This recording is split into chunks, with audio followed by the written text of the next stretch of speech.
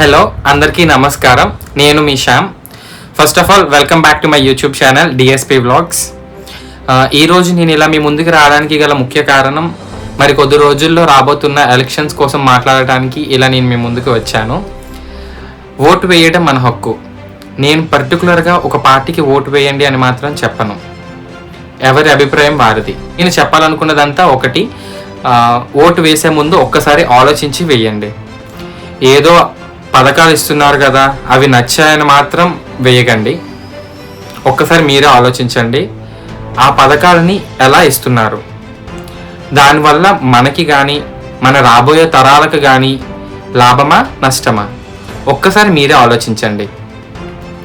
ఇప్పుడు ఉన్న గవర్నమెంట్ కానీ రాబోయే గవర్నమెంట్ కానీ ఒక 10 రూపాయలు మన మీద ఖర్చు పెడుతుంది అంటే ఆ ఖర్చుని మించి సంపాదించాల్సిన అవసరం లేదు.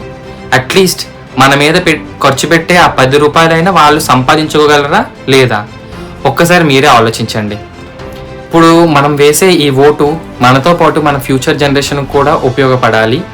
మీ ఓటుని మీరు వృధా చేయకండి, అలా అని చెప్పి అమ్ముకోకండి. It's all in our hands that to choose the right government.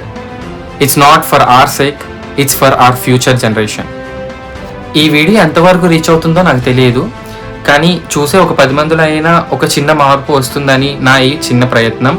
మీరు కూడా నాలానే ఒక 10 మందిలో మార్పు చూడాలనుకున్నా, వాళ్ళు ఓటు వేసేటప్పుడు ఆలోచించుకొని ఓటు వేయాలి అని అనుకున్నా ఈ వీడియోని షేర్ చేయండి.